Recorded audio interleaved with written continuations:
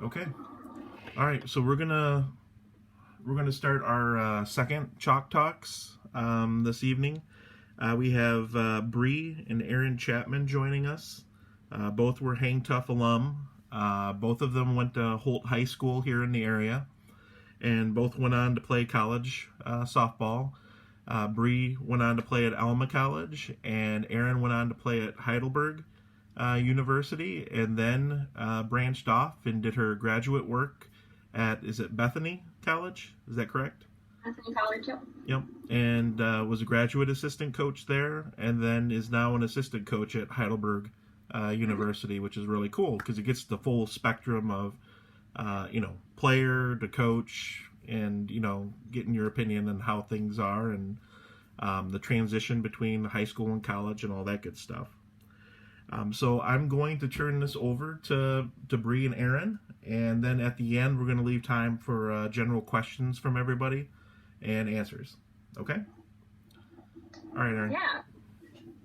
Okay, so that was a great intro, and I'll just add that we got to play with each other for 1 year at Holt, and that was one of my favorite things about playing softball in high school was the year I got to play with Brie. We also played a couple summers together on the HangTuf team. So a little bit more about, my background. I played for HangTuf my entire travel ball career, starting off playing, really small tournaments, not playing a whole lot of outside of the state of Michigan, and then branching off as we got older and started doing the college search process. We got a little bit out of our area as we were going, but we started off pretty much as a local team. And then in high school, was really blessed with the opportunity to play with great people and play against my HangTuf teammates.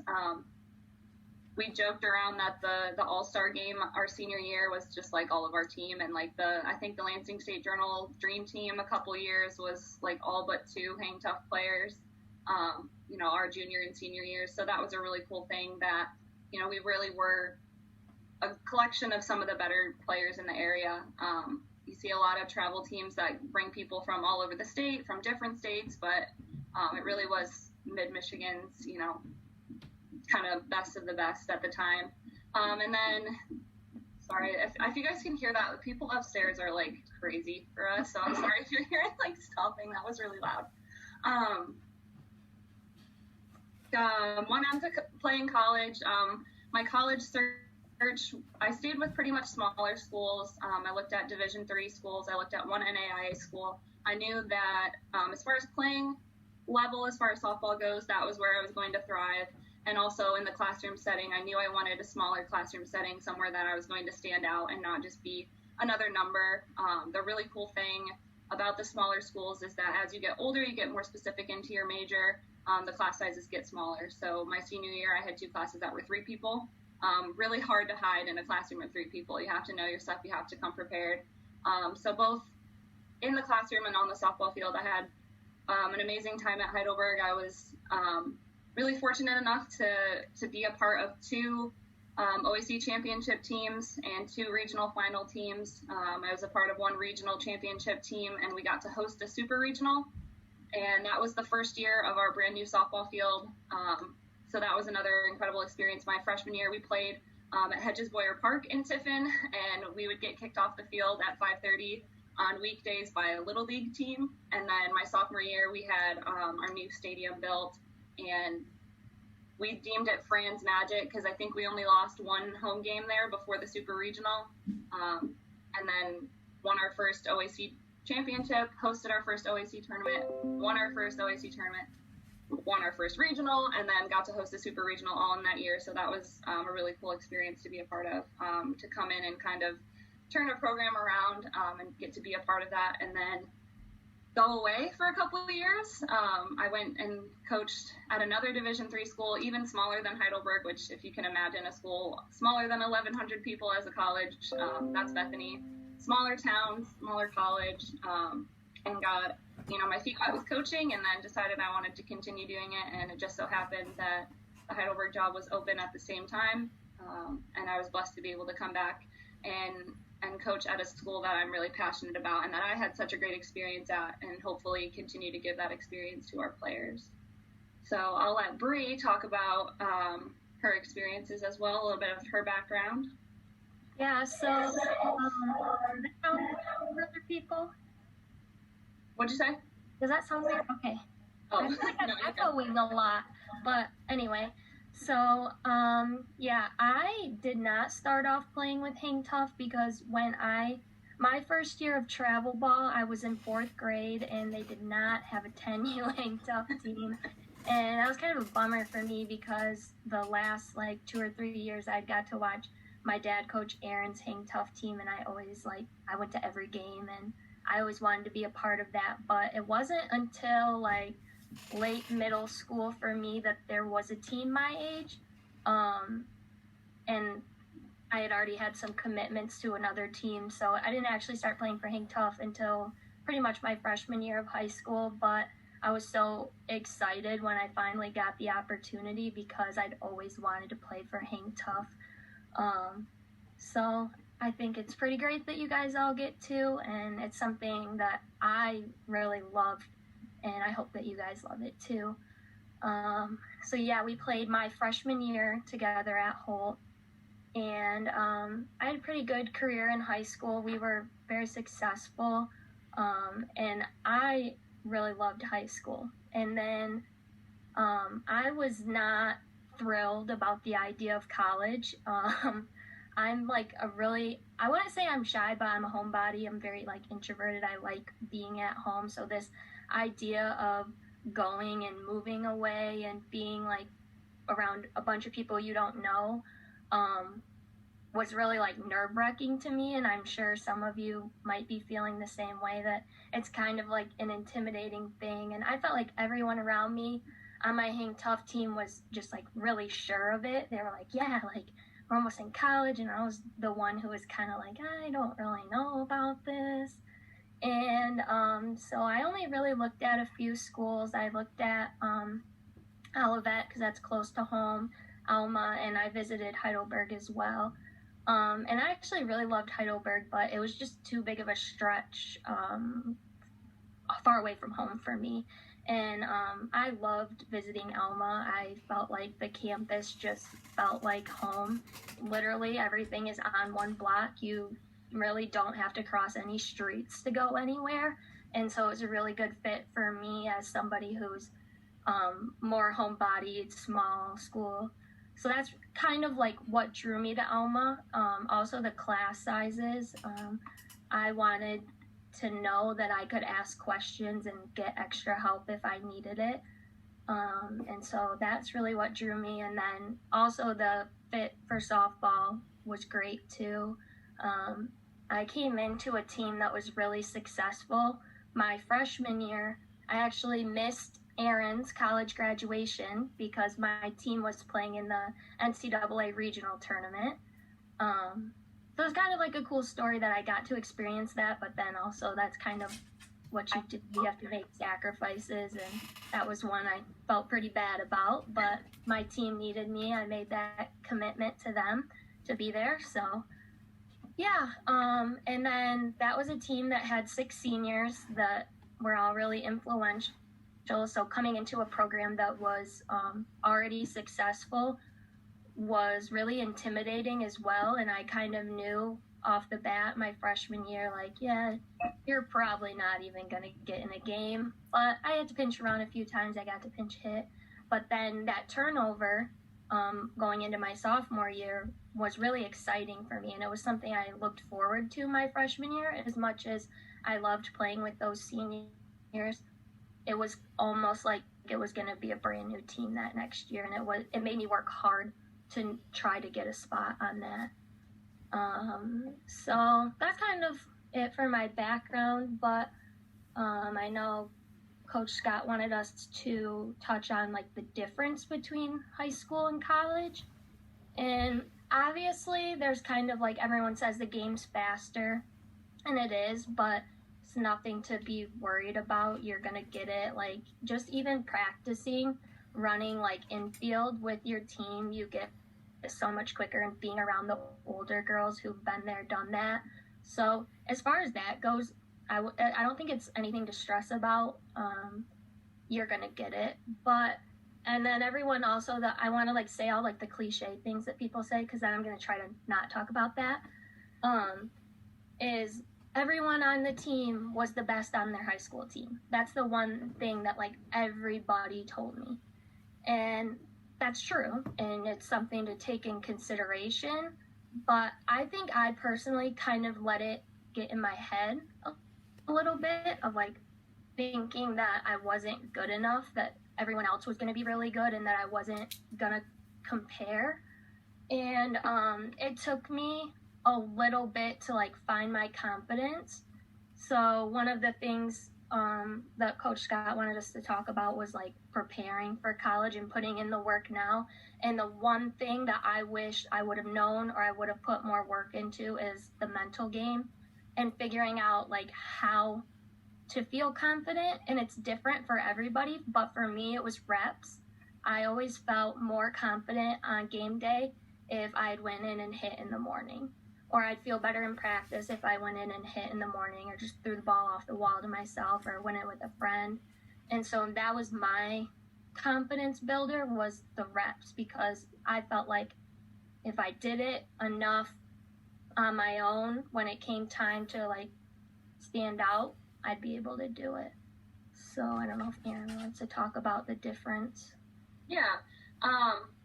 I'll say I had a bit of a different experience with like the confidence angle, and I will definitely agree with Brie that like the mental game is something that I really wish that I would have worked on more before I got to college.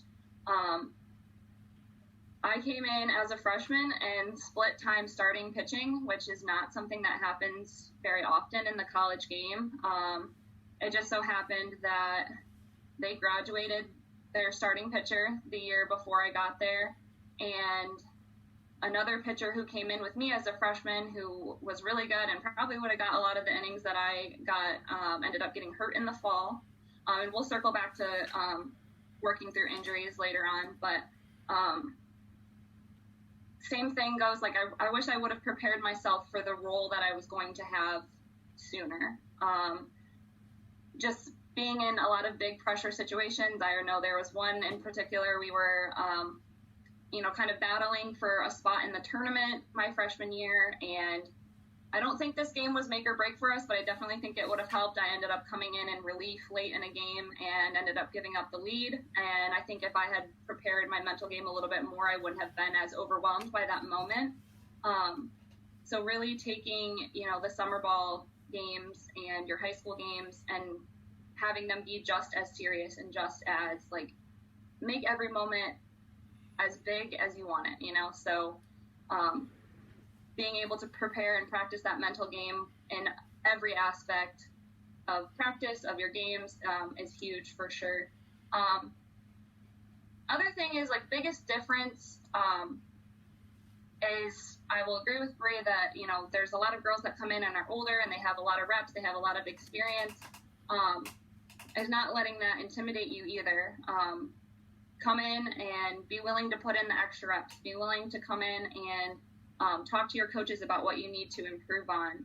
We, for example, this year we're doing a lot of live hitting in our preseason because we haven't seen a lot of live hitting in a long time with everything that's going on, and we're taking videos of all their live at-bats. And I think it was just last week, we've been doing it, our whole preseason. It was just last week that a freshman finally reached out and said, hey, can I come talk about my videos? And the seniors have been doing it since like the first week. So just not letting, the freshman tag or the sophomore tag kind of hinder your performance. Just go in and figure out what it takes to get you on the field and be willing to do that. And then the other thing that he wanted us to talk about as far as like high school versus college is the difference in time commitment. Us in Michigan, we're very fortunate with the college game is that we are already used to playing double headers. A lot of high schools down here in Ohio don't play double headers for their high school games. So that's one thing that we always have to touch on in like our recruiting chats is that all of our game days are a doubleheader, but we're used to that being in Michigan. So that's one thing that is sometimes a little bit different is, doubleheaders, whatever. The other thing is that we have like our non-traditional season in the fall. That's something that is sometimes a little different than high school, because I know at least at Holt we didn't do a whole lot in the fall. We would do a little bit, but not a lot, mostly like team bonding stuff and like field cleanup stuff, not a lot of like actual softball stuff. But we get 4 weeks in the fall to do practices, and then we get to play 1 date in the fall. And then we go into, at least at the Division III level, our weightlifting and conditioning is technically non-mandatory. Because it's such a highly academic focused division of college, we make all of that sort of optional. But we know that the people are showing up, putting in the work, are the ones that are getting the playing time come season. And fun fact, my first 2 years of college, I did not know that that stuff was non-mandatory. That was not the way that it was presented to me. It was, you show up and you put in the work. So what that will typically look like, it'll look different at every school. What it looked like for me as a player was we would lift 3 days a week and condition the other 2. Or depending on, the facility schedule, it was condition outside and then come in and lift, or condition inside and go out and do, agility or whatever it is. It just kind of depended on what our coaches had planned for us for the day. But we are doing something together pretty much all of the fall semester as well. So we have that month of actual softball practice, and then we have, something almost every day going through like the whole winter season. And then as far as the spring, the difference in the time commitment is we have 40 games in our Division III season. A lot of that is down over spring break. Most of us play about a fourth of our season over that spring break trip, but we're allowed to practice 6 days a week. I know a lot of high school programs will practice, weekdays and maybe a tournament game on the weekend. But we practice usually about 6 days a week, and sometimes, depending on like weather and schedule and things like that, your off day is not always once a week. So you're allowed 6 days a week, but you could go an off day Sunday, go Monday, Tuesday, Wednesday, Thursday, Friday, Saturday, Sunday, Monday, and go in and have your next off day in the following week. So you could go up to like 12 days in a row and then have off days like on the bookends of that. So it just kind of depends on, what your schedule looks like, what your coaches want. And then one thing that everybody kind of assumes goes away in college, but doesn't go away, is sharing facilities. Depending on the school you go to, and almost every school, I've talked to Division II players, Division I players. Not every sport has their own facility that they get to work in. Like us, for example, we share a locker room. We practice in the gym. We practice in the wrestling room. We practice on the turf. Today, 3 days this week, we have split turf time with our women's lacrosse team. So they got 50 yards. We got 50 yards. And because of sharing facilities, our times for practices can be kind of not the best, most ideal, I guess. So right now, with both of our basketball teams going, our indoor times are either early in the morning or late at night. And we like to kind of switch around, that way we're not stuck staying up late at night every week of the preseason and not, getting up at the crack of dawn every week of the preseason. So we kind of switch around, but I'll let Brie touch on time commitment as well. Yeah, so like she said, obviously it's a big time commitment, but I don't really think it's too bad when you think about, okay, in college, you're not at school from 7:30 in the morning to 2:30. You have classes, but you might have an hour and a half class in the morning, an hour class in the middle of the day, and then maybe another hour class. So it's like really split up. I can't speak for everybody, but my classes were pretty split up, or I would have a full afternoon, but my morning was wide open, or vice versa. And I also took a lot of night classes too, so that freed up more time during my day, during the week.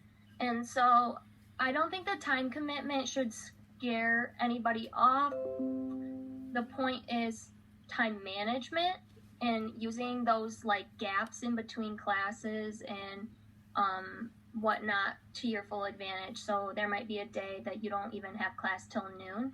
Don't sleep till 11:30, get up, do homework, go into the gym, get some extra reps, because especially at the beginning of your season, like Erin said, we were sharing a lot of time with the facilities. Basketball, at the beginning, volleyball have priority over the facilities because they're in season. And so you might be practicing. Last year we practiced to 10 a couple nights a week. So if you're not doing any of your homework during the day, and then you say you go to dinner 5 to 6, and then you might have a team lift somewhere in there, you know, maybe 6 to 7, and then you still have to go to practice 8 to 10, and you got to come home, shower, go to bed so that you're well rested for the next day. When are you going to do homework if you didn't do it during the day? Which was a really big adjustment for me in college. I had a really hard time with the time management my freshman year because I was used to either doing homework at night or not doing much homework at all. To be honest, I didn't find high school that homework heavy for me for whatever reason. I never felt like I had a lot of homework in high school. And then I got to college, and when you're only in class for 1 hour, maybe two, well, it's like more like 2 or 3 hours a week total, you have to do a lot of work outside of the classroom, because how are you going to learn it all?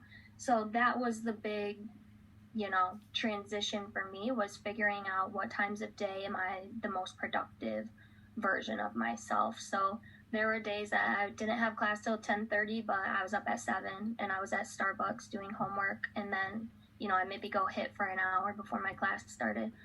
That's what I found worked best for me. Not everybody's the same, but you just have to figure out, you know, those pockets in your schedule where you can get things accomplished. And the tricky thing is it's going to change every semester because your class schedule is going to change. So once you find a time that works for you, you're going to have a class at that time the next semester, and you're going to have to figure it all out again. But you get the hang of it, and you just have to fill in those gaps.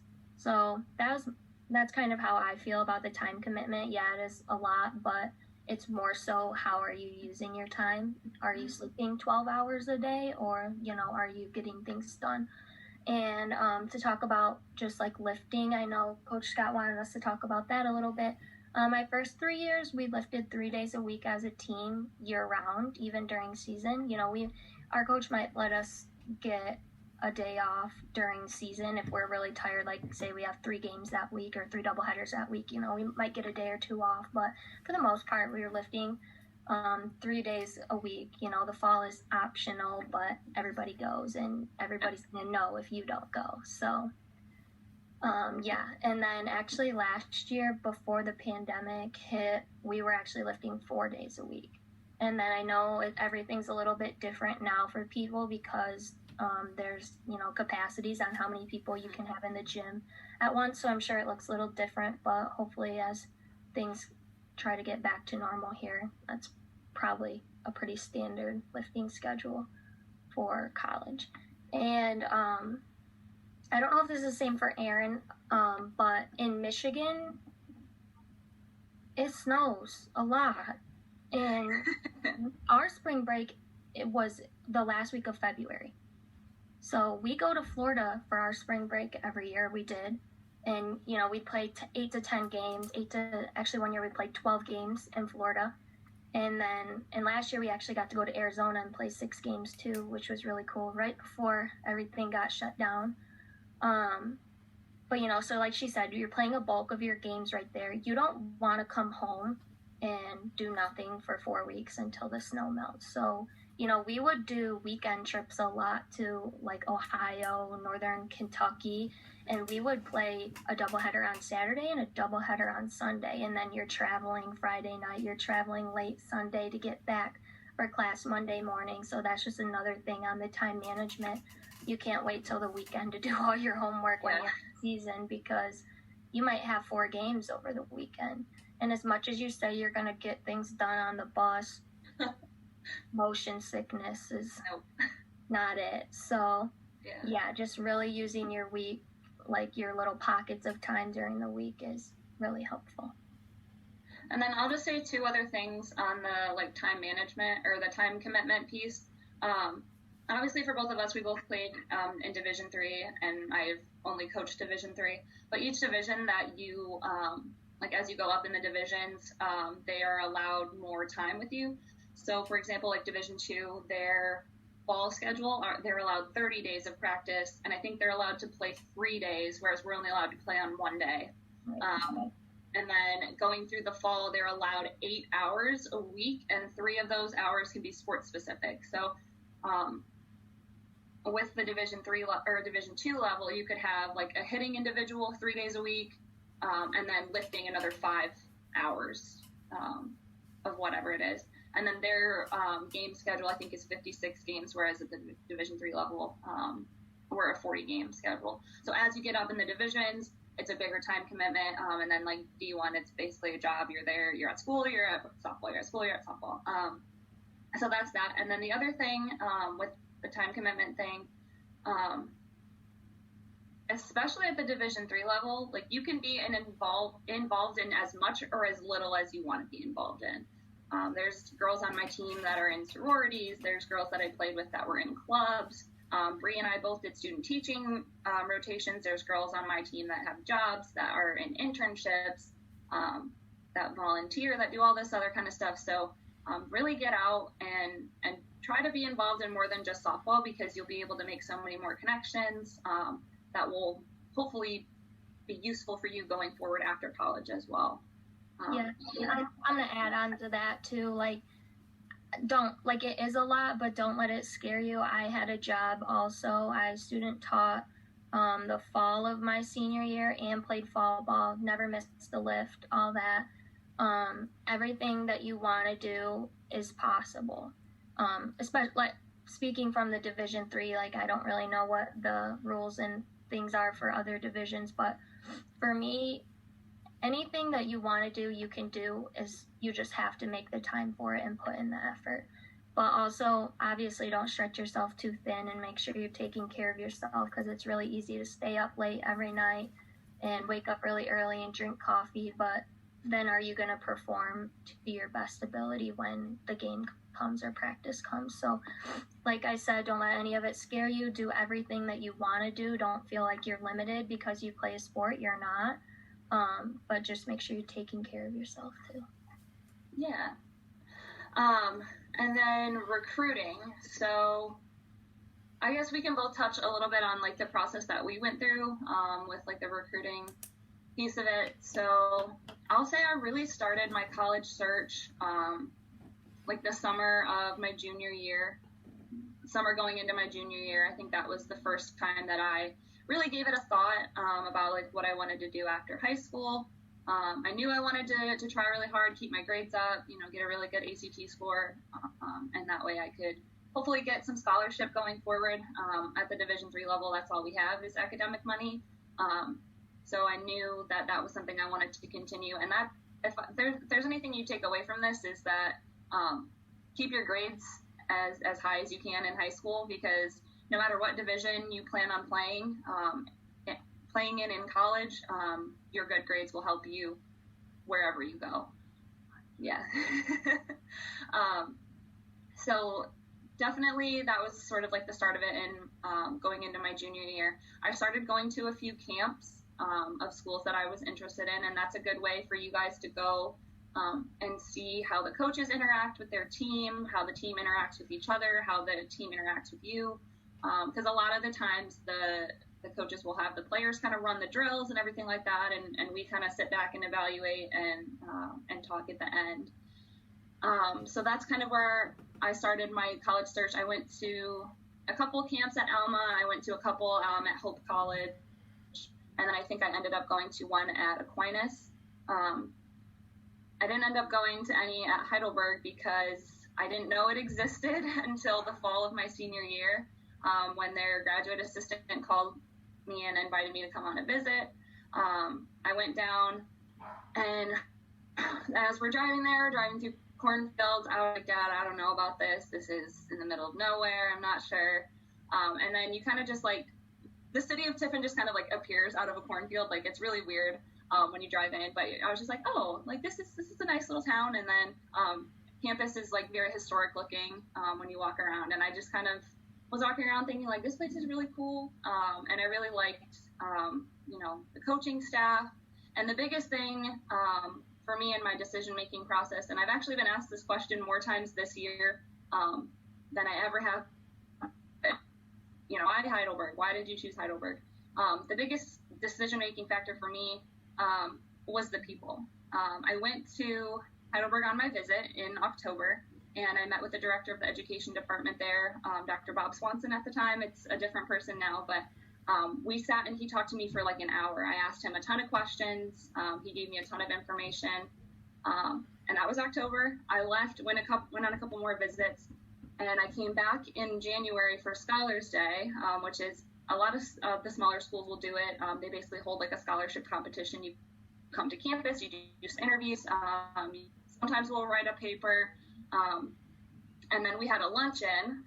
So I did an interview, wrote a paper, I went to the luncheon, and who was at my table but Dr. Bob Swanson? And he sits down and he's like, "Oh, hey, Erin, how's it going? Like, long time no see." And I was like, "We talked for 1 hour like 4 months ago, and you know me by first name and just by my face." I don't think I was wearing a name tag at the time either, because I had my coat on and all that kind of stuff. It was January.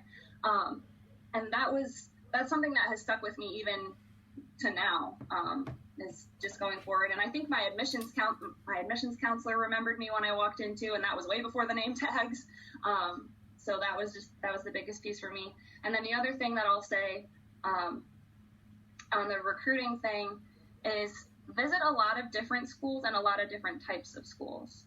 You never really know what you don't know, I guess is a good way to put it. So like, yeah, the whole time I liked small schools, I wanted a small school, but maybe if I had visited a bigger school, I might have been like, "Oh yeah, that's kind of cool." So visit different schools, get, a different kind of feel. And if a random school from somewhere where you might not be interested in reaches out to you, do your research on them, because they've probably looked into you a little bit, and give them a shot. Just because, like I said, if I would have just been like, "Nah, I'm not going to go visit that school," I would have missed out on amazing opportunities that I was given by choosing Heidelberg. So, and then one more thing with that is, when it comes down to choosing, really kind of like lay out all your options. I know one thing I did was like, not really a pros and cons list, but I kind of made like a big chart. Like I had my other choices and then Heidelberg, and I put in things like, okay, what's my tuition going to be? Like, I rated them like 1 out of 10 of how I felt about like softball there, and campus and the town around it and things like that, and kind of just like weigh out all your options if it's a really close decision. But if it's a situation where you walk onto campus and it just feels right, don't fight it, I guess, is the other part of it too. So I'll let Brie touch on her recruiting process. Yeah, but before we get into the recruiting portion of it, I do want to just like touch on something she just mentioned about laying out the schools, especially with like the smaller schools. That like ticket price, the per year tuition, it can be kind of like scary if you look them up, especially smaller schools. But something that I found interesting as I visited, there's 2 schools in the MIAA, visited them both. One was, say, making this up, but say $40,000 a year. The other one was $55,000 a year. I got a lot more scholarship money from the $55,000 a year than I did the $40,000, so it kind of leveled them out. So if you're looking up the school, and if you literally Google a school, their tuition pops right up on there, their average yearly, and it can be really intimidating, but don't get caught up in that. Visit, see what they're willing to offer you, see what your SAT scores and your high school GPA, how far that can get you. Other scholarships, I know, like for Alma, I got, just for being referred by somebody, which was just Kim Reichard, I got $1,000 a year. I went to a Scholar Summit and ended up getting, I think, $5,000 a year, maybe. And it starts to add up, these things. So that ticket price can be intimidating, and I mean, it's not cheap, don't get me wrong, but it can level them out if you visit and really. So don't just pick the one that's the cheapest because you're worried about money, There's ways around that. Yeah, and do your research on what the school offers as well, because I know, like, a lot of the schools will be like, they have different tuition for, like, in-state and out-of-state. We offer an out-of-state grant, so people not from Ohio get extra money, so I got extra money just for not living in Ohio. When I was a graduate assistant, we had a visit scholarship, so just for coming on a visit to Bethany, you got $1,000 a year. So just look into those kind of things as well, because like, oh, I don't want to visit that school.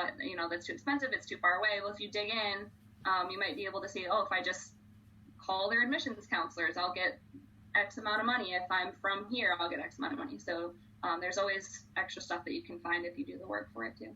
Yeah, I remember when I visited Heidelberg, we were like, what? It usually costs more money if you're from out of state. Yeah. Give us money to come here. And we just But okay, so back to recruiting. One thing that I would touch on, especially like with not only the pandemic, but just like the world that we live in today, is utilizing social media. Mm-hmm. So many girls just take videos of them hitting balls off the tee and tag schools. I know, like for Alma, Denny, like he uses Twitter a lot. If you tag him in a video, he'll watch it. And I'm sure a lot of places are like that, especially the smaller schools. I'm sure they watch what they're tagged in. I don't know. We do. Ask Erin. We do. So that's one thing I didn't do, and maybe I should have. I know Erin made a recruiting video. Mm-hmm. I didn't, but I think you should. Especially with social media the way it is nowadays. Like, you don't have to send somebody a CD in the mail. Like, yeah. All you have to do is upload it. So I would utilize that, and also with the social media, just try to put show who you are on there, and hopefully it's the best version of you, because I know our coaches, like, they checked our social media and he would call you out if you put something that you shouldn't have, and they'll just say it in front of everybody, and it's super embarrassing. So like, you go on to that. And just like also for like Twitter, I don't have Twitter anymore, but somebody retweeted something, and then after they retweeted it, the person changed their Twitter name or tag or whatever you call it to something inappropriate. So be careful for that too. Mm-hmm. Sometimes you think something's innocent, and then, okay. So that's my little social media thing. For me, since I didn't really do like the whole video thing, I just kind of relied on email more, and tournaments and camps. So I made like a little profile sheet with, my stats and accolades and all that kind of thing. And I would send it to schools that I was interested in. And Erin can touch on this in a minute, but I don't know what college coaches can and can't do in terms of communication. There are rules. So I know sometimes they can't talk to you. So if they don't respond to your email, don't take it personally. They just might not be allowed to. But, I mean, they can't fault you for sending it. So they'll still see it, get your name out there, that kind of thing. And then send your tournament schedule at the beginning of the summer. I'm going to be at these tournaments this summer. Let me know if you're going to be at any of them. If you find out they're going to be at any of them, send them your weekend schedule with times and locations that you're playing, because most coaches, if you say hey, I'm going to be here at this time on this field on this day, they will make an effort to come and watch you play. Majority, especially the smaller schools, if you take that initiative and interest, they'll come and watch you play. And then I don't know how, like I said, about the communication, but if you see them, say, hey, coach, how you doing? I don't know what they can say back to you, but it does not hurt to say hello. Yes. And then for camps, I actually went to a lot of camps because Erin started going to camps her junior or sophomore year of high school, and my dad made me go with her. So I started going in 8th grade. And I went to a lot of Alma camps. The amount of Alma College softball camp t-shirts I have is outrageous. When you walk in, all the freshmen have one shirt, and I'm got 12. So that was but it's just a way, if you keep showing up, they're gonna remember your face. And it's cool if they can see you grow too, because that shows potential and that you are getting better, and be coachable while you're there. If they tell you something totally crazy, stick your elbow way up in the air while you're hitting and hit off one foot, just try it, because it shows you're coachable. And then when you leave, never do that again. But just try it. And one thing for me, which is kind of weird, but I don't know, I feel it's good advice that I got, was to dress to impress. And I know you're oh, I'm in softball clothes, but wear a nice shirt, wear a HangTuf shirt, maybe one, if you have one, with your last name on the back, they'll remember your name. Yes. and like wear something to stand out. I remember like when I played, apparently a lot of teams didn't have blue pants at that point. Our team did. And so I went to a couple Alma camps. I wore blue pants, blue socks, and a HangTuf shirt. And then like a couple months later, around December, Coach Griffin from Alma and two of his players came and talked at high school with Kim Reichard. And they were just talking about recruiting kind of like this. And one of the girls goes, "Hey, I know you. You were at the camp. You had the blue pants on." And that was like so weird to me. I'm like, why does she know that I had blue pants on? I did, but here. And it was kind of flattering too. Like, oh wow, she remembered me. And she's like, yeah, I know what position you play and da da da da. So stand out, look nice. If you can wear your team, something with your name on it, that's great. It just helps, visualize and put faces with names and all of that. And at Alma camps, if any of you have been, I don't know if all camps are like this, but especially the indoor ones, we do like sliding as a whole station. I don't know why. But like don't be the kid that like jogs and slides. Run as fast as you can on all of them, because just like going that extra mile on every little thing, is just going to make you stand out to them more. And then another thing is talk to the players, ask them questions, ask them what their food is like. Like, do you like the food here? Do you like the dorms? What's your least favorite thing about playing softball? What's your most favorite thing about playing softball? Do you guys get a lot of clothes? Like anything like that, like, I think is really cool, because like these players work these camps and they're there all day. They want to talk to you. I promise you they want to talk to you. I love when I would work camps and people would want to talk to me, because I'm like, oh yes, this just makes the day go by a little faster. Like, let's chat. And I remember that person. And at the end of the day, the coaches will come up and ask their players, like, hey, did anybody stand out? Especially, I think must have been fall 2019. I worked the camp, and Denny didn't have enough pitchers, so he put me with the pitchers, which some of you know, I pitched in high school a lot and then pretty much never did it again when I went to college. And that's a whole other story, but I was kind of didn't really know what I was doing over with the pitchers. I'm like, I can help with the basics and like advice, but this girl was way better than me, this girl who was next to me. And we just talked the whole time, and then Denny came up and asked me, and he's like, so, like, what did you think of her? Like, do you think she would fit in well here? Do you think she likes it here? Do you think she wants to come here? And just, like, her wanting to talk to me and asking questions, I was like, yeah, I think she's, like, genuinely interested in the school. And then, he makes a mental note of that. And if coaches really think that you want to be there and you're interested, that's really helpful in them remembering you. And so, and then Erin talked about finding a school that's the right fit. I won't echo her too much, but really look in the mirror and think about what you need to be successful, because at the end of the day, not many of us are gonna go play pro softball. It's just not likely, because it's not like the NFL where there's thousands and thousands of players. It gets such a small selection. So you have to, like, at the end of the day, you have to be happy with the selection that you made academically and setting up your future and the, opportunities that you're going to have after. For me, like I said, it was proximity. Where is this place? Is it in the middle of nowhere? Is it close to home? Can I come home for the weekend? That kind of thing. Class size, can I get help if I'm struggling? Am I going to get lost in this whole whirl of it? That kind of thing. And did it like feel like a good fit? And another little example of another school I visited, not one I mentioned.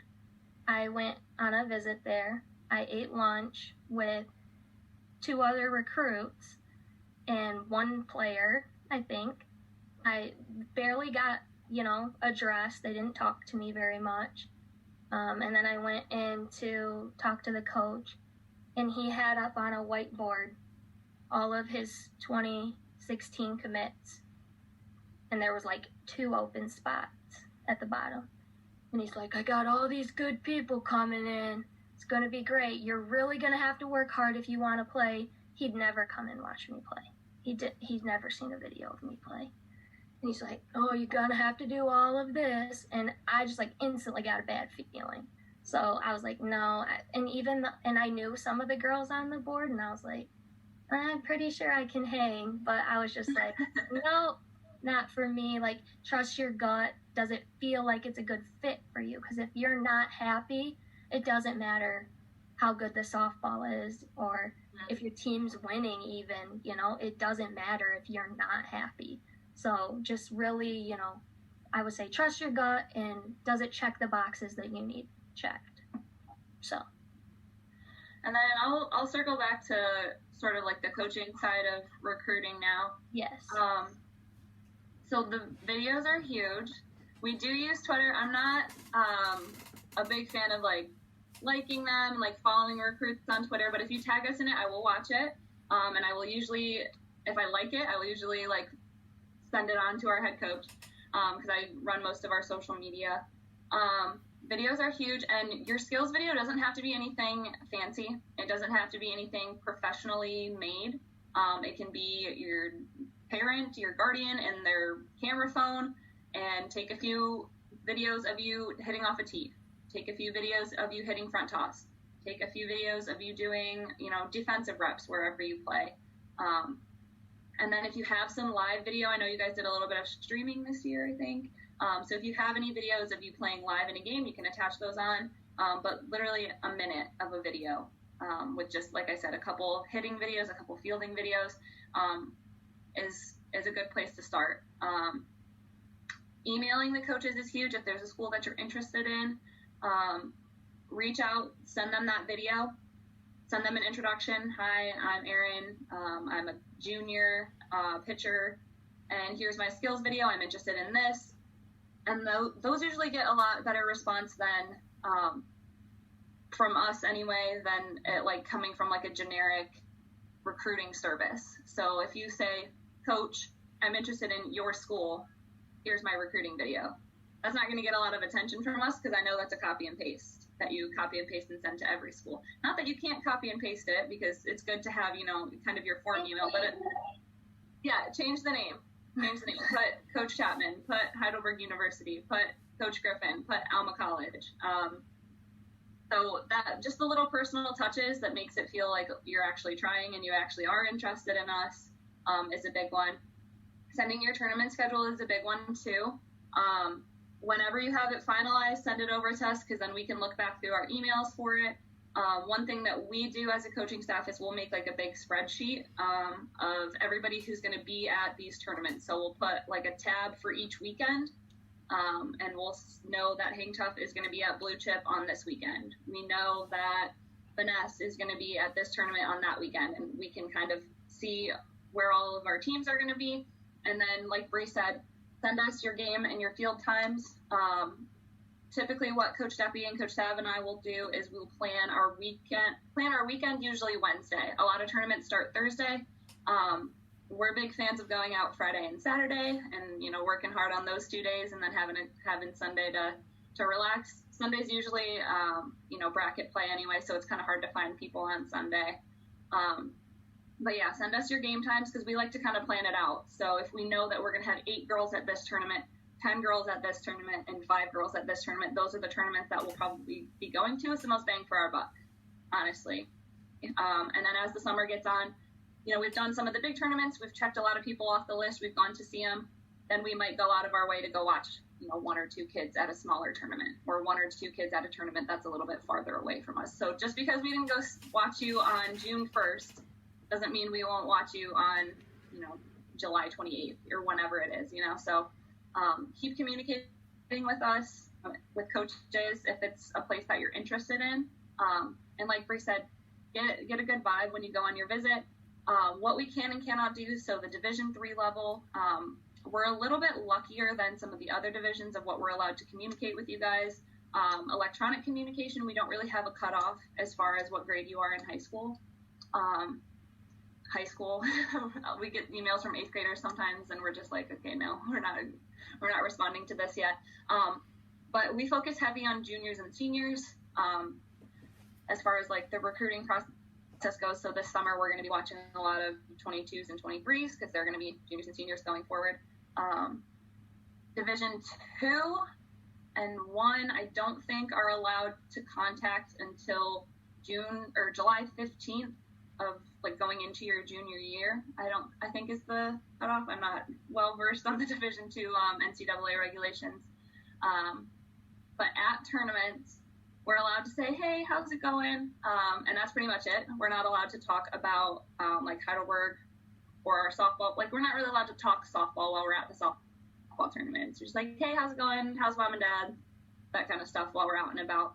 So if we seem short with you, it's not because we don't want to talk to you, but unless you're completely done with games for the day, we can't really have like a super long conversation. So I agree. Yes, come and say hi to us, especially if you're somebody who has visited already. I'm going to be a little ticked if we make eye contact and you don't say hi, and be like, oh, okay. But I will probably be the one to come out and be like, hey, how's it going? I'll probably come and talk to you as well. But if it's like in passing and I can't get over there right away. I'm going to add something. Yeah, go ahead. My experience too is, and I'm sure Erin can attest, like, how often do you sit and watch 7 innings of a game? Oh, yeah. It doesn't always happen. They might come and they might have been there for 5 innings, watch you bat 3 times, and they're like, okay, I'm going to go to the next one. So you might not even get that opportunity. Yes. To go up and say something, but mom and dad might see them there, or you might notice them there, and you could always shoot an email Monday morning or at the end of the weekend and say, hey, I noticed that you stopped and watched my game for a little bit. I just wanted to say thank you, and leave it at that or whatever. You can still say something if you didn't necessarily get the chance to go up and talk to them, and I think that would make a good impression. Yeah, it definitely does make a good impression to be like, hey, I saw you, out in right field for my game. Like, thanks for coming by. We usually try to reach out to you guys as well. Like, hey, saw you play this weekend. Good job with X, Y, and Z that we saw. And she's right. It is really hard for us to stay and watch a full 7-inning game when there's a lot of teams playing in a tournament. Sometimes it'll be 1 at bat. Sometimes it'll be, 2 innings if you're a pitcher, 2 innings of defense. We'll just try to get, kind of a good gauge, especially if you're somebody that we keep coming back to. If it's somebody that we've seen 3 or 4 times already in the summer, we're probably not going to stay for, an entire game. We'll probably stay for an at bat or 2 because we kind of feel like we have a good grip on your abilities, I guess, if that's, and the feel of your fit, I guess, is like if we feel like you would be a good fit or not. Like, that's kind of what we're gauging when we come out and watch as well. And then the other thing that Brie touched on that I wanted to as well is talking to the players at camps. We have a really funny story on our team currently, is that we have one of our freshmen who came on a visit as a junior, and one of our I don't know what year she was in, but one of our softball players was a student ambassador. So one of our softball players gave that girl her tour, and then they saw each other at Chipotle later that day.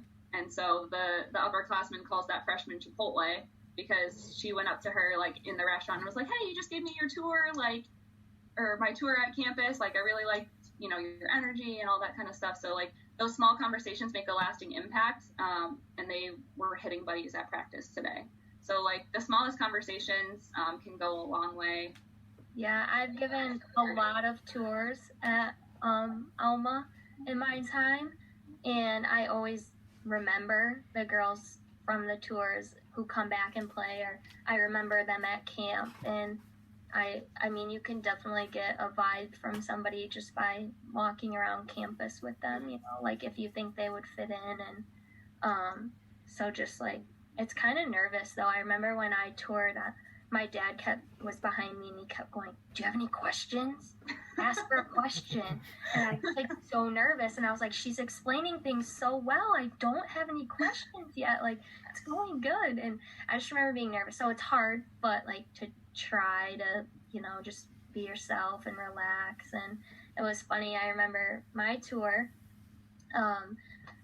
was given to me by another HangTuf alum, Kelsey Spencer, who went to Alma. And she did the beginning of my tour, but she had anatomy lab. I remember this, almost 6 years later.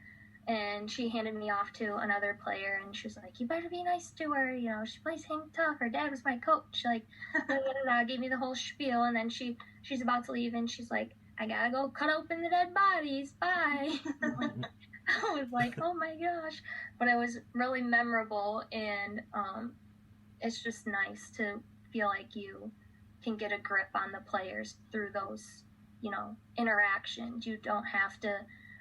And with the players, you don't have to, feel like you have to be, prim and proper and, be yourself, because that's how they are. They're blunt with you. They're like, "I gotta go see some dead people," anatomy lab. But, so just try to relax and... Yeah. Another thing that I'll touch on with as far as, recruiting and visits goes, your first one is always really tough because, like I said before, you don't know what you don't know. So that car ride home from your first visit is super important. Take a bunch of notes. You can take notes during your visit if you want to. Bring a pen and paper. I would shy away from taking notes on your phone just because it can look like something else. So, bring something to write with when you go. That way, if you do have a question, if the coach is giving kind of their spiel, we all have a spiel. So if the coach is giving kind of their spiel and you have a question, you can jot it down and come back to it. And then that car ride home, really kind of digest everything that, you thought about. And as soon as you get out of town, you're like, "Oh, I wish I would have asked that." Write it down and then email the coach with that question. Because we always say, "Oh, email us if you have any questions." And then we'll just get "Thanks for having me on campus," back, and not really any of their questions when I know they have more questions. And then take the questions that you thought about from that first visit into your second visit, and take, if the coach said something that was interesting to you, or something that you liked, something that you didn't like, you can turn that into a question for your next visit as well. So one thing that I'll circle way back to time commitment for is every school does their academic requirements a little bit differently too. So that is a question for sure to ask on any visits or anything like that. So for example, our head coach, when she was a graduate assistant, they were required all of their students, all of their players, to have 10 hours of study tables a week. They had 2 hours of study tables every day. So that's another thing that kind of gets thrown into your time management stuff, which will help, with getting your homework done. So you don't necessarily have to plan to go to a X location to do your homework, whatever. You have, okay, I have to go to softball study tables. I'm going to do my homework there. But every school runs it a little bit differently. We don't require study tables right off the bat for everybody. We kind of create an individualized plan for each person based off of, what their preferences and things are. So that's another thing that's time commitment and a question to ask going forward. Yeah. I don't really have anything to add about the time commitment part, but just something else about grades, and how it's, if you're going to college and your goal is to play softball, but you're ineligible because you're not working hard in the classroom and outside of the classroom, that really stinks. So that's just something to keep in mind too. If your whole goal is to play softball, to play, you have to work hard in the classroom. And especially speaking on terms of these smaller schools, everybody knows everybody. All the professors know the coaches. So if you've missed class 3 days in a row, your coach will know because the professor will tell them. And also in my school, it was really hard if you didn't go to class. So go to class because it just makes it harder. But so just really focusing on that, because all the softball stuff is great, and we could talk to you about the softball stuff forever. We could talk to you about it for 7 days a week probably. But to get to that goal, you have to work hard in the classroom, and it is a big adjustment. It was hard my first 2 semesters just figuring out how to do it, but once you get in your groove, everything will work out. But I do remember midterms for us is the week before our spring break when we go to Florida. Ours is too. Our coach pulled up midterm grades for the freshmen and the sophomores in the airport on the way home to report us. So, and he was asking some questions like, "Ooh, what's going on here?" Like, and it's not like an attack. Like, I don't want it to sound like that. It wasn't like a shaming thing. It was like pretty hush hush, but it's, can I help you? You know, Yes. What do we need to do because we want you on the field? But like, people aren't going to just brush it under the rug. You know, you have to get it done in the classroom to be able to get it done on the field. Yeah, that's one thing I'll say too. A lot of softball programs, especially, really like pride themselves on their team GPA. We always try to be, there's like a National Fast Pitch Coaches Association award that goes for players. Like, you can be an NFCA Academic All-American, which I think we were both that 3 or 4 times. But we want it for the team as well, because there's like an NFCA top 10, like for GPA, that if you are in the top 10% of all of the colleges that belong to that organization, that you get an award. And we are aiming for that award every single year, because we want to be, yes, do we want to be in the OIC tournament? Yes, we want to win the OIC tournament every year. Absolutely, but if we don't at least get close to that every year, then we've got some issues with our girls. We want to make sure that we can get close to that mark as well. We have a pretty high academic whatever you're doing now to try to prepare yourself. I really I think you guys, some of you, I think most people probably have done some online school this year.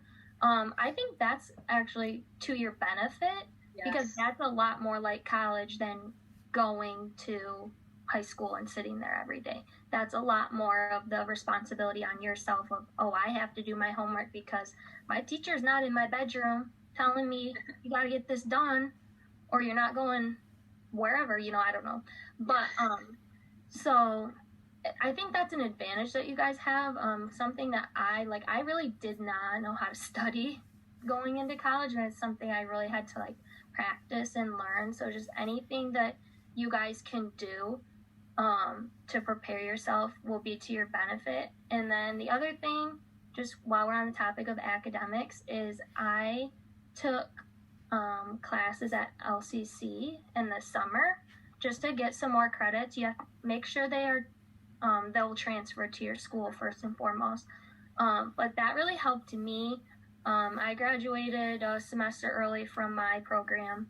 I was in a 5-year program. I finished in 4.5, and that saved me a lot of money because just taking, a few credits at LCC over the summers, if you can cut off a whole semester, that's a lot more money in your pocket, a lot less student loan debt, and that's another thing that helps you because I took all of those LCC classes online. You guys now have online school experience. It should be a walk in the park. You guys got this. So that's another little thing that I was really glad that I did. Mm-hmm. And then just to get back to another one of the points that Coach wanted us to touch on, working through injuries. I was really blessed that I didn't really have any major injuries going through college. The biggest thing that I will say from a coaching standpoint is work with your school's athletic trainer. Even if you're not somebody who has had a surgery, who has had, a rehab or a serious injury where you're going to have to, be in the athletic training room a lot, get close with your athletic trainer. Because if you do get hurt, it helps to already have that relationship built. And I will say that injury prevention is the best way to stay out of the athletic training room. So doing your armbands, taking your stretching seriously. We are in Michigan and Ohio, we play in a lot of cold weather, so really making sure that we take our dynamics and all that kind of stuff really seriously. And I will say that I think we've talked about this 3 or 4 times this week already too. All the freshmen and sophomores are oh, I feel great after day 6 of practice, and you can kind of see the juniors and seniors starting to be oh, I'm getting tired. And, as a freshman, sophomore, you're what? You're only 2 years older than me. Why are you acting like such a grandma? But as somebody who spent more time in the athletic training room her senior spring than any other 3 years combined, I will say that it takes a pretty big toll on your body. So making sure that you're feeling your body properly, eating well. It can be really hard in the cafeteria sometimes to, I guess, manage your intake. There's a lot of different options in there. You know, the pizza and cereal is always, you know, there. And I know me and Brie are both guilty of that. So making sure that you do take advantage of those healthier options while they're there as well. And hydrate is another one to really make sure that you stay out of the athletic training room as much as you can. But having that relationship with your athletic trainer is huge because, like I said, if you do get hurt, they're the person that's going to be getting you back on the field. And it may not be what you want to hear. It might not, you might not want to hear that you have to sit out of practice for a week or you can't play this doubleheader. But it'd be better to sit out that week of practice and miss that doubleheader than miss the rest of the season. So just trusting them. You know, they went to school for a long time. They have certifications for a reason. But yeah, anything on injuries?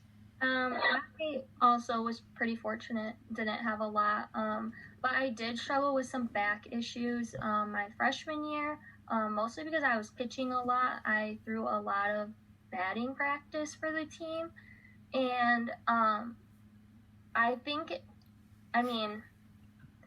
I guess it wasn't bad, but my point is it would have gotten better sooner had I gone and saw the athletic trainer.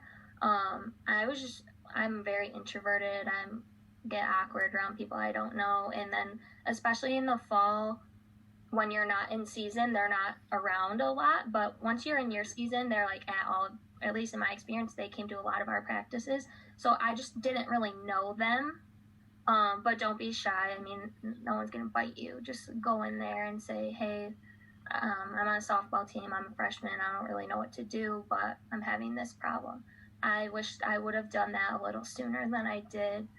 And then just like the little maintenance things, you know, if you're just a little sore, just go in and say, hey, what kind of stretches can I do to help with this? Or what do you recommend? And trying to like get ahead of things, just don't let them get worse. Because that's, especially with a lot of the movements that come with softball, like little nagging things can just get worse if you don't go and just, you know, take 20 minutes out of your day to do these stretches with the athletic trainer before practice, and makes a big difference. So that got a lot easier for me. My junior year, our athletic trainer was one of my teammates from my freshman year. She graduated my freshman year, came back, was our athletic trainer. And so I got pretty comfortable at that point, you know, and I really did see a big difference. So utilize those people who are there for you.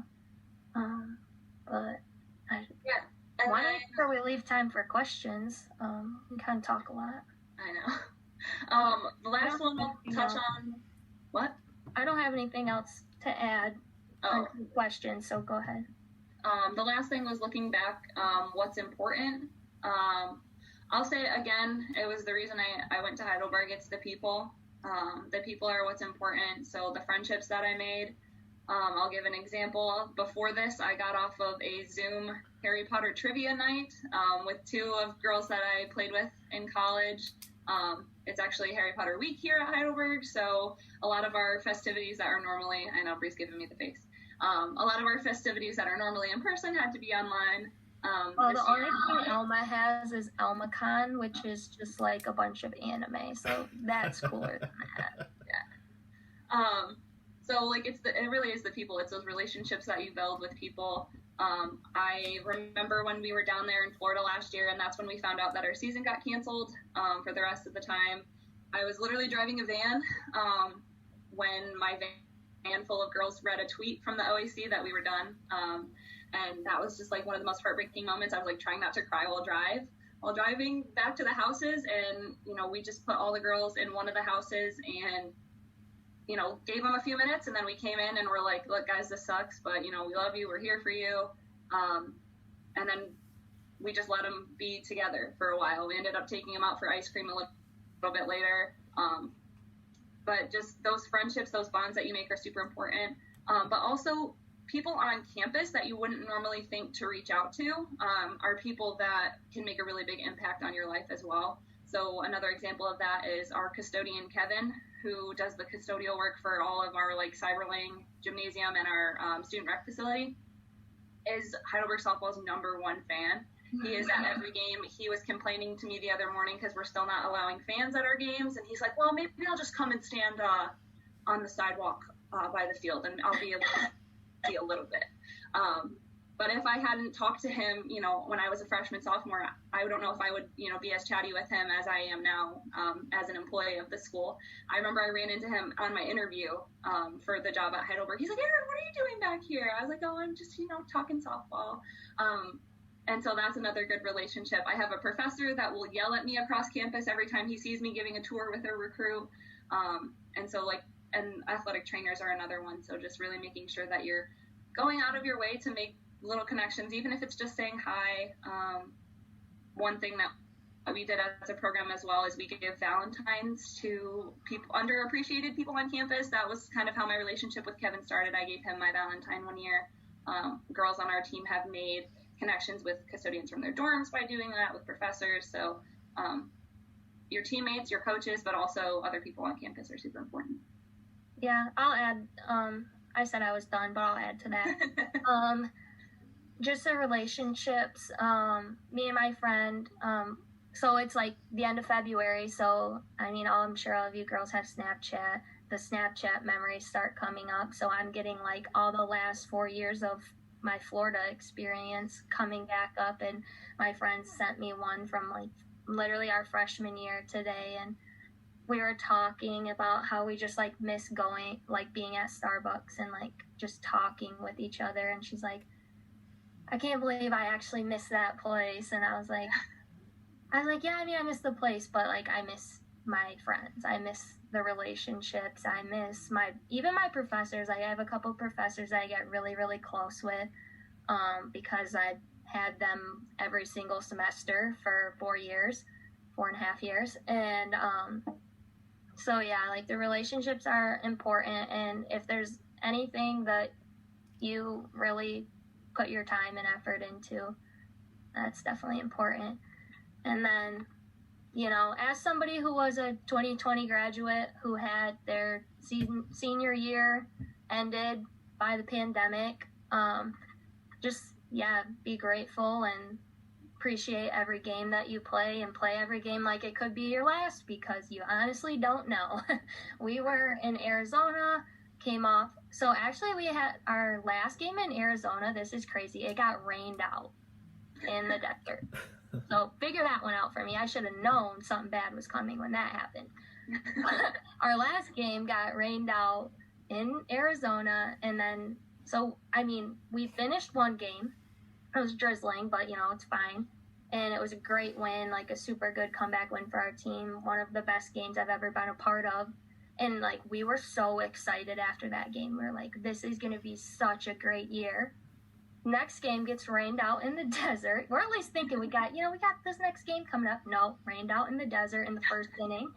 And then we get home and we practice for a whole week, and then our season got canceled. Our athletic trainer was sitting there, and he's like, oh, no, I just got an email from Sarah, our athletic director. Oh, no. And I'm like, what's it say? And I was being, like, so in his face. I'm like, tell me what it says right now. He's like, listen, I really don't know that it's my play. Like, you might want to wait and see what Denny has to say. I'm like, you can't tell me you got an email and then not tell me what it says. Like, he's like, I'm not going to tell you, but...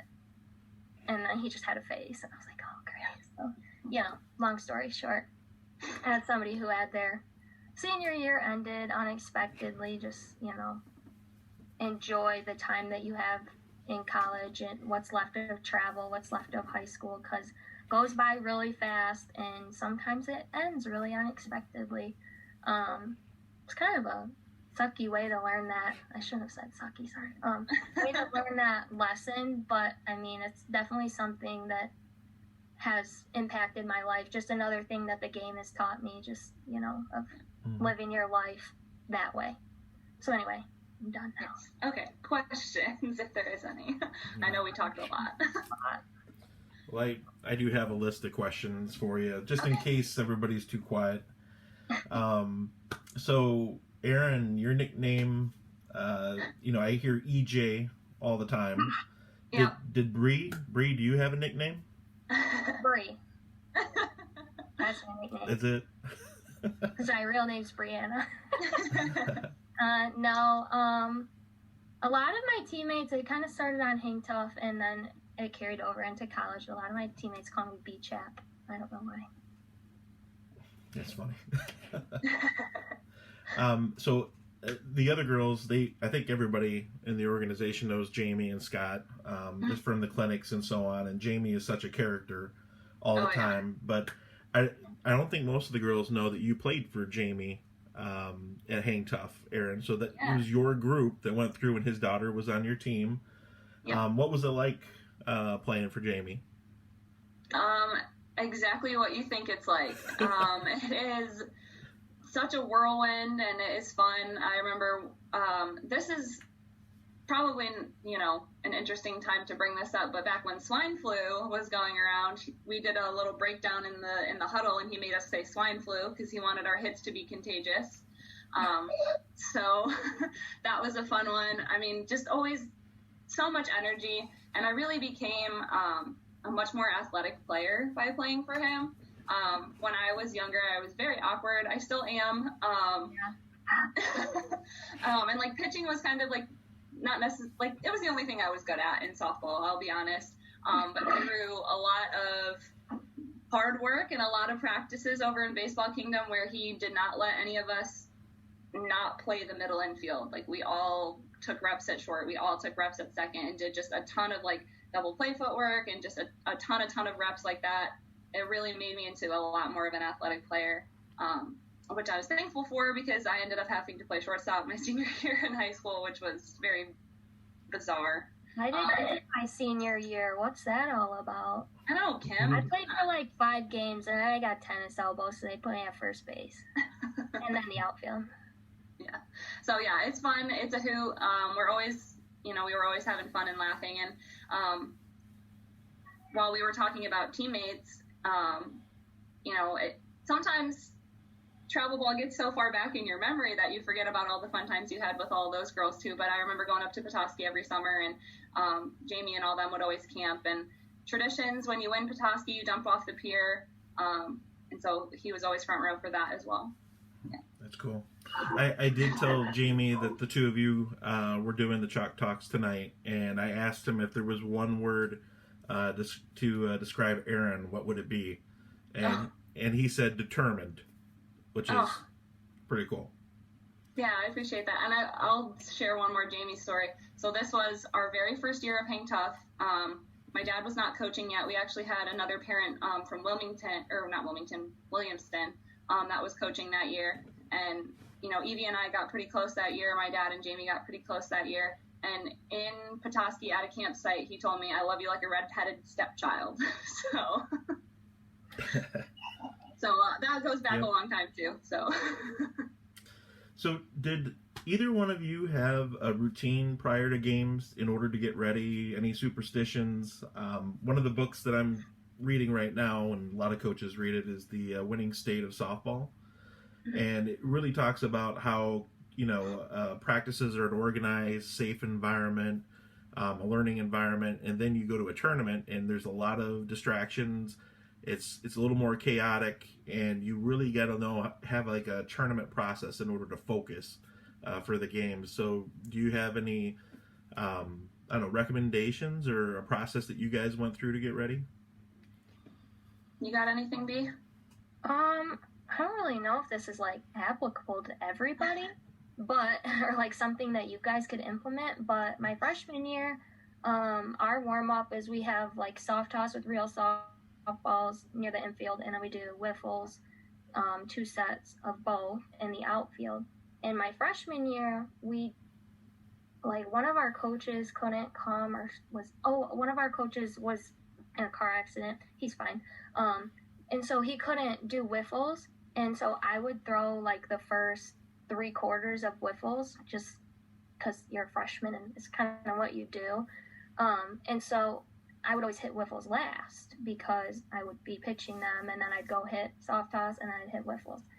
And then like every year I had to be the last person to hit wiffles because it just bugged me. Like it just became such a part of my routine. I think, and like anything that you can make yours and like makes you comfortable is a good thing. I always had to like feel good. Like certain girls would hit a number of wiffles. There was no rules on wiffles, but some girls would. I had a teammate who would literally hit 2 and then walk away. But I did like 15 because like I had to feel good. I had to feel loose, and that was just my thing. But yeah, I think having a routine, not necessarily for like pregame, because especially with tournaments, things are always going to be different depending on the site that you're at.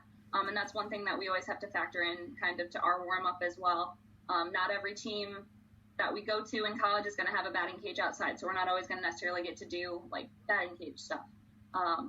So just kind of having a plan for all the different scenarios, I guess, of like facilities. Do I have, an entire outfield to warm up? Do I have, one batting cage worth of grass to throw and all that kind of stuff? So having kind of different plans in place.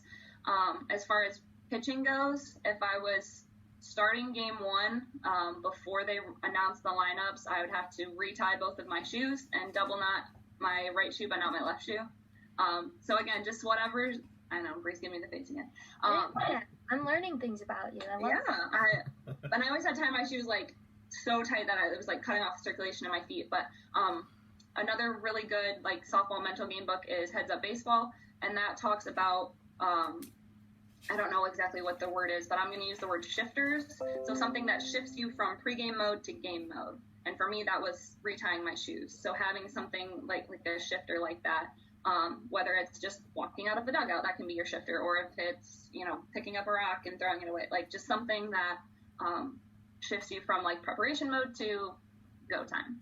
Yeah, and that's the one that talks about Evan Longoria and how he always looks at the left field foul before he gets in the batter's box. I don't really have that, but I always drew a line in the dirt with my bat, like while I was in the box. And another thing is, like, if my hair was in a ponytail, it could not be on my shoulder. It had to be on my back. Like, I don't know why, but I would always do that right before I would go in, and then draw my line. And so just like doing something. Yeah. Like I have teammates who write in the dirt, like doing something that is okay. It's go time now. I'm focused on one thing and one thing only.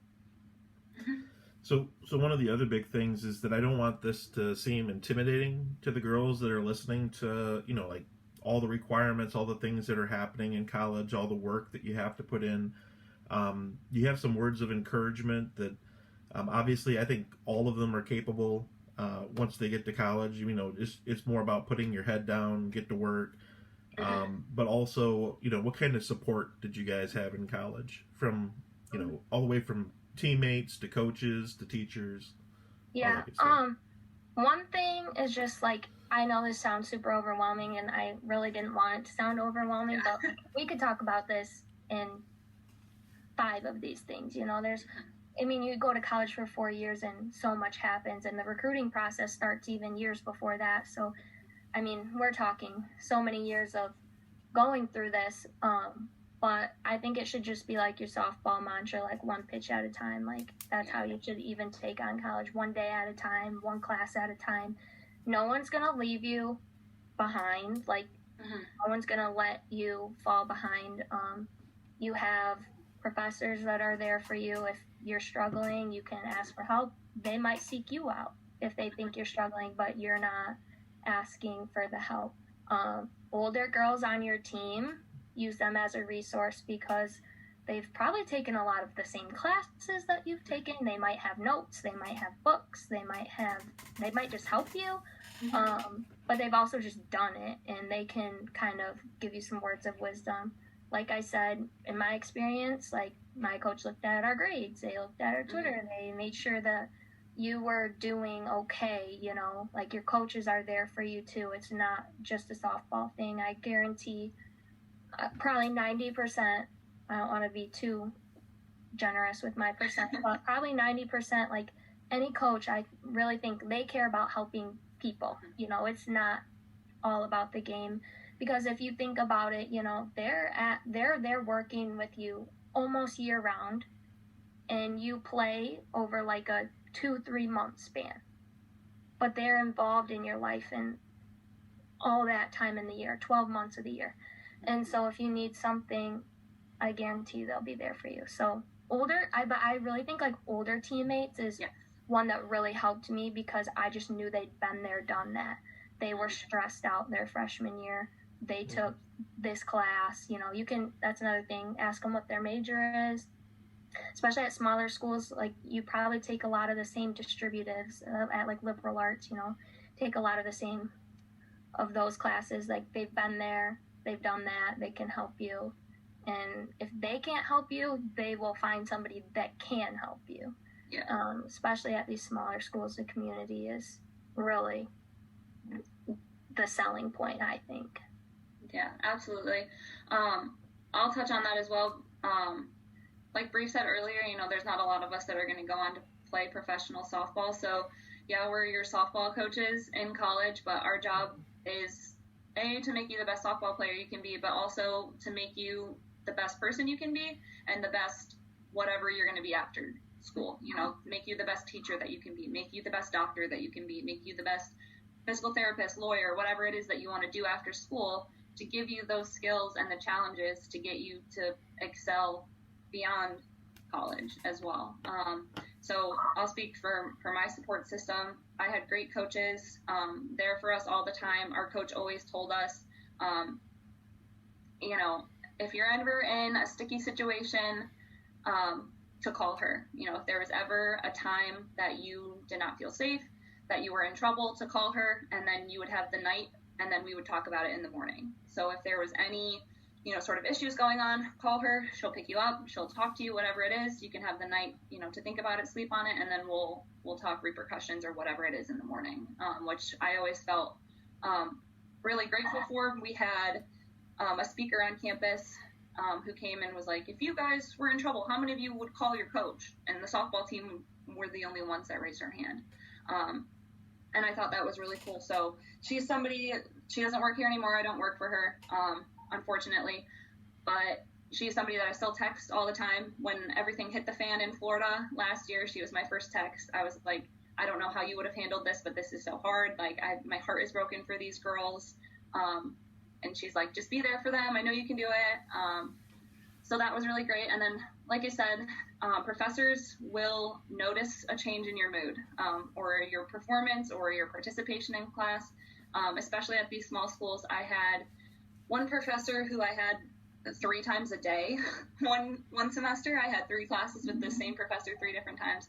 And if something happened in between class 1 and 2, he called me Paige, which that's a whole nother story. He'd be like, Paige, what's going on? And I would just be like, oh, nothing, just X, Y, and Z. And then he'd be like, all right, well, it's time to do history. We'll talk about it later. And then I would be able to go and talk with him after. So, yeah, great support systems. Athletic trainers are huge, too, especially injuries can be really take a huge toll on your mental health as well. A lot of us use softball as kind of our getaway, as kind of our escape, and not being able to have that can impact that as well. So using your athletic trainers. But I'll say this with it as well. If you're not having a great day, be honest with your coaches. If you're somebody who masks it really well, we try to be really good people readers. We try to get a really good gauge on everybody, but sometimes it's just a little bit more difficult with some other people. So just giving them a heads up, like, hey, I'm only at a 50% today, or hey, I'm only at a 75% today. And a lot of times they'll be really understanding of that and like, all right, well, give me all of that 50. Give me all of whatever you got today. Give me all of your 75. So I think that's something that I was fortunate enough to have, and I think a lot of college coaches are that way as well. And I think I talked a lot about, finding time to, fit in homework in these little pockets, and by no means will you have it figured out the first semester. No. Probably not the second semester, because second semester is when softball season hits, so it gets harder. And then, it takes time. I by no means had it figured out probably even my senior year. Like, you just get better at it. So if you're overwhelmed, just think, like, okay, what's one thing I can do to take a little bit off of that stress? Like, what's one thing I can check off my to-do list that's going to make me feel less stressed out? And just, like, don't be so worried about having it all figured out, because we talk about, oh, this, and this, and you're not going to have it all figured out right away. You know, it's going to take time, and just think about like how can I get 1% better every day? What's one thing I can do to take a little bit of that stress off? Cool. Yeah, that's great. All right. Ladies, does anyone else have any other questions for Brie or Erin? It's a great opportunity if you do. And if you don't feel like asking them on here, Coach Scott has both of our phone numbers, and I'm fine with you sharing that if anybody has a question they don't want to ask on here. All right, yeah, appreciate that. I'm sorry, didn't mean to interrupt. I know it's like different for like every college student, but how many classes do they typically like take? Yeah, that's a really good question. So each school is different with like the amount of credits that you have to take in the semester. But I would say an average is about 15 credits per semester. You usually need 30 credits a year to get to like your graduation total. So what that works out to at Heidelberg is about 5 classes. Each class is usually about 3 credits. Sometimes when you get into your like sciencey stuff, it'll be like your lecture is 3 credits, and then your lab is another credit. And then some like activities courses and some of our fine arts credits are like 1 credit. So it can get into like bigger numbers when you start to factor in those like 1 and 2 credit classes. But usually the professors will like match the workload to the credit amount. So like if your class is 3 credits, you're in class for 3 hours a week, and then you usually have an hour of homework or is it 3 hours of homework or whatever it is? You have an hour of homework for each of those hours that you're in class. More than that, yeah. 3 hours. It's like 3 or 4, but yeah, kind of the same. I would say that's about what it is. At Alma, it was most classes were either about 4 credits or 2 credits, because we had 7-week courses, so the semester's 14 weeks, but we'd have some 7-week courses, so those would be like 2 credits, and you could, you know, mix and match however. I think, I mean, I don't want to speak for everybody, but I always tried to take more in the fall. When we weren't in season, I would take, for us, like the most you could take is like 18 or 19 credits. Otherwise, you have to pay extra. And then 13 is the minimum at Alma that you needed to be eligible. That was because 13 was considered a full-time student, and you have to be full-time to be in athletics. So I always tried to take 18 in the fall. Sometimes I wished I didn't, but I tried to. And then I tried to keep it a little bit less during the spring or winter semester, whatever your school calls it, just because I knew it would be in season, and that's a bigger time commitment. That's more on my plate. And then because I kind of front-loaded my first couple years in college, my senior year and my junior year, I think there were a couple semesters where I was able to take only 14 during softball season. So that's one good way to look at it, I guess, is like if you want to challenge yourself, do it in the fall. Yeah, I would say that one too. We like to have our girls do that too if they can. Just makes it a little bit easier on themselves, but it all kind of just depends, like however many classes they have in a day depends on that schedule. So we actually have a couple girls right now that are in 5 3-credit classes, so they're in 15 credits, but they have 5 hours of class Monday, Wednesday, Friday, and then they don't have anything Tuesday, Thursday. We have a couple girls who have like 1 class Monday, Wednesday, Friday, and then 4 Tuesday. So it just kind of depends that way, but I would say most of them end up being like 3 and 2 or 2 and 3, like Monday, Wednesday, Friday, 2, yeah. Tuesday, like whatever it is. And sometimes it depends on what class it is and like how deep you are in your major. The deeper you get into your major, at least in Alma, there's 1 class offered at 1 time of the day. Yes. And we take that. But at the beginning, when you're taking like more of your distributives, like your math and your history and your science classes, there's multiple sections of those offered. So try to look at your schedule when you're playing, and they'll help you your first semester. You do not have to do this by yourself your first semester. They will help you. But going forward, just making sure you're balanced. And I mean, some people would prefer to have 5 classes or 3 or 4 classes in one day, and then have 2 days where you have nothing going on and you can get homework done and all that. Whatever works best for you, you'll figure it out as you go. Mm-hmm.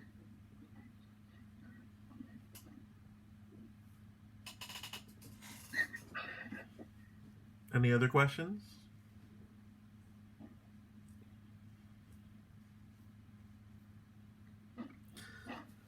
Well, if not, we do really appreciate both of your time this evening. Anytime that you guys volunteer, it's a great thing at the clinics or the chalk talks. It makes a big impact on our girls, and we really appreciate being you being good mentors and role models for the ladies. So just wanted to make sure that you knew that. Thank you. Thank you. Looking forward to seeing some softball coming up here in a couple months. Yes, I'm looking forward to getting back out. Yeah, we're all looking forward to it, getting back outside and playing ball, for sure. Yeah. Yes, absolutely. All right. Well, I'll pass along your information to the girls, and if anybody has any additional questions or whatnot, they can go ahead and reach out to you. Yeah, for sure. Absolutely. All right. Thank you, guys. Yep. Yeah. Thank you. Have a nice night. You. Thank you, guys. Thank you, guys. Thank you. Mm-hmm. Have a good Thank night. you.